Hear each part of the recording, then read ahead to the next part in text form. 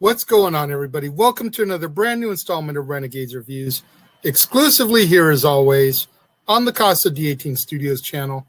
I, of course, am your host, the Renegade JJ Williams, and today we're going to be jumping ahead quite a few years, both in the timeline and in release date, as the follow-up chronologically to Captain America, the First Avenger, is none other than 2019's Captain Marvel, starring Brie Larson, Samuel L. Jackson, Ben Mendelsohn, Digimon Unsu, Lee Pace, Lashana Lynch, Jude Law, Clark Gregg, Gemma Chan, and Annette Bening. What's going on, everybody? Thank you for joining me here once again for another brand new installment of Renegades Reviews. And as I said during the introduction, keeping in mind we're going timeline-wise, not order of release. We're jumping ahead quite a few years from the 1940s and World War II all the way up to the 1990s with 2019's Captain Marvel. And I know there's a lot of hatred towards this film because of Brie Larson and just some of the things that she's done and said and the ways that she conducts herself. But we're going to try to put all that to the side and look at this just as a movie, okay? Because we can't let any of that stuff in reality sway the way we feel about the way a movie is made. You've got to be critical. You've got to be fair. Let's get into it here, shall we? Our film opens in 1995 on the planet Hala, which is part of the Kree Empire. Veers, a member of the Kree Star Force, is suffering from amnesia and recurring nightmares which revolve around an older woman. Jan Rog is the mentor of Veers, as well as her commander within the Star Force. And he is trying to train Veers to control her abilities, while the Supreme Intelligence, which is the AI that rules over the Kree, urges Veers to keep her emotions in check. Now, while on a mission to rescue an undercover operative infiltrating a group of Skrulls, which are a race of alien shapeshifters with whom the Kree are currently at war with, Veers is captured by Talos, a Skrull commander. The Skrull probe Veers' memories, which leads them to Earth. Veers is able to escape and crash lands in Los Angeles, California. Her arrival, which destroys a Blockbuster video store, attracts the attention of S.H.I.E.L.D. agents Nick Fury and rookie agent Phil Coulson to the scene. The S.H.I.E.L.D. investigation is interrupted by a Skrull attack, and during the ensuing chase, Veers is able to recover a crystal which contains her extracted memories, while Fury kills a Skrull who is impersonating Agent Coulson. Talos disguises himself as Fury's boss, Keller, and orders Fury to work with Veers and keep tabs on her. Using her extracted memories, Veers and Fury go to a U.S. Air Force base in order to learn more about Project Pegasus.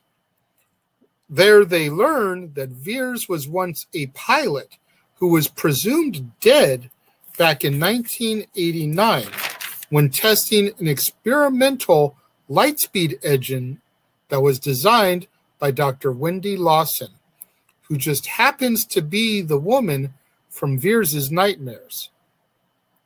Fury informs S.H.I.E.L.D. of their location, and a field team arrives on the scene. When they do, Fury realizes that Keller is actually Talos and helps Veers escape in a jet along with Lawson's stowaway cat, Goose. They fly down to Louisiana in order to search out a pilot named Maria Rambeau, who was the last person who saw Veers and Lawson alive. Rambeau and her daughter, Monica tells that her name is actually Carol Danvers, who at one point was like a sister to Maria. And Monica even calls her Auntie Carol. Talos then shows up, unarmed, and begins to explain the truth to Carol. Talos tells her that the Skrulls are really just a race of refugees searching for a new home, and that Dr. Lawson was actually an associate by the name of Marvell, a renegade Kree scientist that was helping them. In order to prove himself, Talos plays a recording from the black box on the plane that crashed, which jars Carol's memory as she now remembers the crash. Jan Rog killed Dr. Lawson in order to prevent her from destroying the Lightspeed engine before the Kree could recover it. But before Jan Rog could get to it, Carol destroyed the engine and absorbed the energy from the explosion, gaining powers, but losing her memory as a result. Carol, Talos, Fury, and Rambeau are able to locate Dr. Lawson's hidden laboratory, which is orbiting the Earth. And upon arriving at the lab, they discover a number of hidden Skrulls, including Talos's family, as well as the Tesseract, which is the power source of Dr. Lawson's engine. While there, Carol is captured by Starforce and interfaces with the Supreme Intelligence. During their encounter, Carol removes the Kree implant, which has been suppressing her powers all along, thereby allowing her to reach her full potential. During the subsequent battle, Fury retrieves Goose, who is revealed to not be a cat, but actually an alien Flurkin. Goose swallows the Tesseract in order to keep it from falling into the wrong hands, and he ends up scratching Fury's left eye, blinding him. Carol is able to destroy a Kree bomber, forcing Ronan the Accuser, a Kree officer, to retreat with his squadron. Carol is able to overpower Yanrog on Earth and sends him back to Hala with a message for the Supreme Intelligence. Carol then leaves Earth once again to help the Skrulls find a new home world. She leaves Fury with a modified pager with the ability to contact her in case of an emergency. And as our film ends, Fury begins to draft up an initiative with the intent to locate heroes like Carol Danvers, naming it after her Air Force call sign, Avenger. Our mid-credits scene shows the Avengers monitoring the activated pager when all of a sudden Carol appears, wanting to know where Fury is. And in our post-credits scene, Goose climbs onto Fury's desk and regurgitates the Tesseract. Now, this was the first film that was released after the passing of Stan Lee on November 12th, 2018. As such, the standard Marvel intro with images of the MCU characters was replaced with images and clips of all of Stan's cameos from the MCU, followed by a black screen that simply said, "Thank you, Stan." This was a very female-heavy driven movie, from the director to the star, all the way down to the soundtrack. I mean, the soundtrack was just classic 90s music, with only 2 songs having been released prior to 1990. And those were Crazy on You by Heart and Kiss Me Deadly by Lita Ford, which were released in March of 1976 and April of 1988, respectively. All the other songs, with the exception of 3 songs which were contributed by men, 2 REM songs, Crush with Eyeliner and Man on the Moon, and a Nirvana song, Come As You Are, female driven. We're talking Salt and Peppa, we're talking Garbage, TLC, Hole, you name it. It was an outstanding soundtrack. I would put this soundtrack right up there with the Guardians of the Galaxy soundtracks as far as Marvel soundtracks. You know, Stan Lee's cameo, a great piece of 90s nostalgia for anybody that is fans of the Kevin Smith universe. Stan, of course, had a cameo in Kevin Smith's second film, Mallrats. And when we see his cameo in this, he's riding a train, reading the script for Mallrats, presumably learning his lines of dialogue before he films his scenes for that movie. Great little nod that shows us that the MCU is also tied into the View Askew universe, and that those 2 universes exist within each other because of Stan reading the Mallrats script. Something to think about how all those films now tie in with the MCU films. But, you know, I really don't get the excessive hate on this film. I really don't. I enjoy this film thoroughly. I wouldn't say it's my favorite in the MCU, but it's definitely not bad. Like, I would put this into, like, the middle tier there. You know, if you had to go A, B, and C, I'd put this in a B tier as far as the MCU films go. I think Brie Larson did an amazing job. I thought she was solid as Carol Danvers or Veers or Captain Marvel or whatever you want to call her character for this. I thought it was a great introduction for when she will eventually return to us during the Infinity War Endgame saga. But I mean,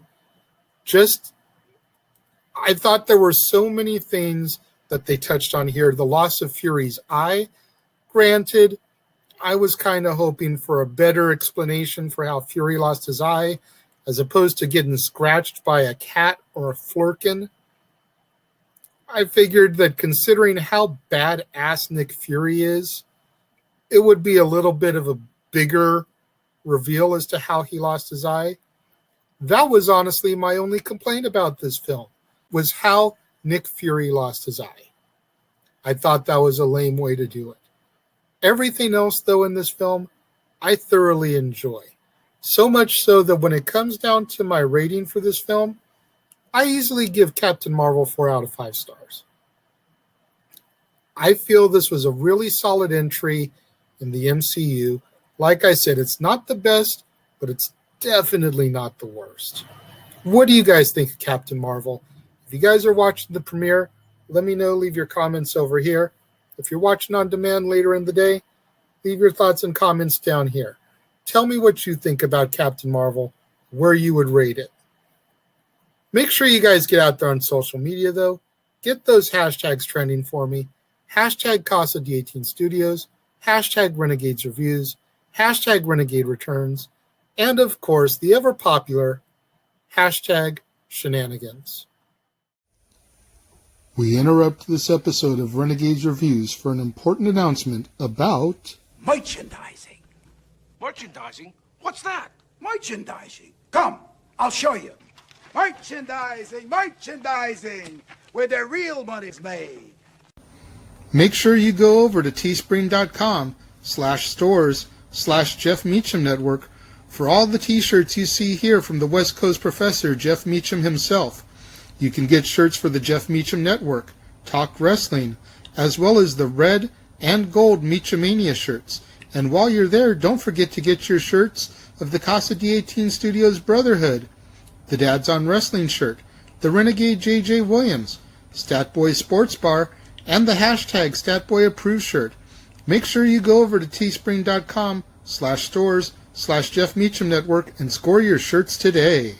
Make sure you guys get out there, Do what that commercial just told you. Go to teespring.com/stores/Jeff Meacham Network for all the official merchandise of the Casa D18 Studios Brotherhood. Get you your Renegade JJ Williams shirt, Dad's Not Always on Wrestling, Statboy Sports Bar, #Statboy Approved, #Shenanigans. Get you your official merchandise of the Jeff Meacham Network, 3 different designs of the Jeff Meacham Network logo for you to choose from, along with Talk Wrestling, Meachamania, and more. Hey, it's summertime. That means pool parties, beach outings, barbecue. Go to the Teespring store. Get yourself a tank top. You can either choose from Meachamania or the Renegade JJ Williams. Perfect for you to wear to all those summer activities. Get out there, show your love, show your support for us. While you're out there showing your love and support, do what that ticker tells you. Do you enjoy my content? Do you enjoy the fact that I bring you videos on a daily basis? Do you appreciate the fact that I'm out here weathering triple-digit heat in my garage studio to film these episodes for you and give you guys daily content? If you do, and you are, do what the ticker tells you. Go to that PayPal link, send me a couple buck donation. Keep in mind, guys, I'm not monetized. So the only way I can make a few bucks is if you guys go to that PayPal link, send me a couple buck donation. Don't want to spend money? Go to that Linktree link. Click on the link for my Amazon movie wish list. Select a movie from my list. Order it. When it comes, I open it on Renegade Recap, give you guys a shout out. And then when I factor it into one of my theme months and get to actually review it, give you guys another shout out. I'll show you guys the same amount of love that you guys show me. So get out there, show your support. Make sure you guys tune in tomorrow, right back here on the Casa D18 Studios channel, when I bring you yet another brand new installment of Renegades Reviews, and we discuss 2003's Hulk. Now, I know what you're thinking, but Renegade, Hulk isn't part of the MCU. Take my word for it. I personally believe that it deserves its spot in this timeline, and I will get more in detail into that tomorrow, and then again when I cover the Incredible Hulk with Ed Norton. But make sure you guys tune in tomorrow for 2003's The Hulk, starring Eric Bana, Jennifer Connelly, Sam Elliott, Nick Nolte, Josh Lucas, and Cara Buono.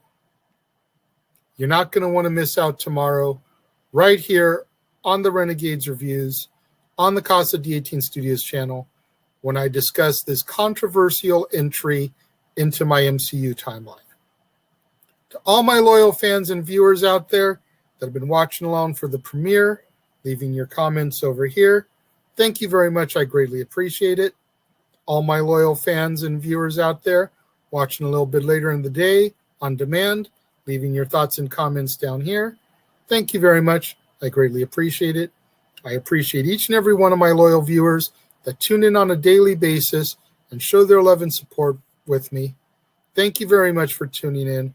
I appreciate it, and I will see you guys next time.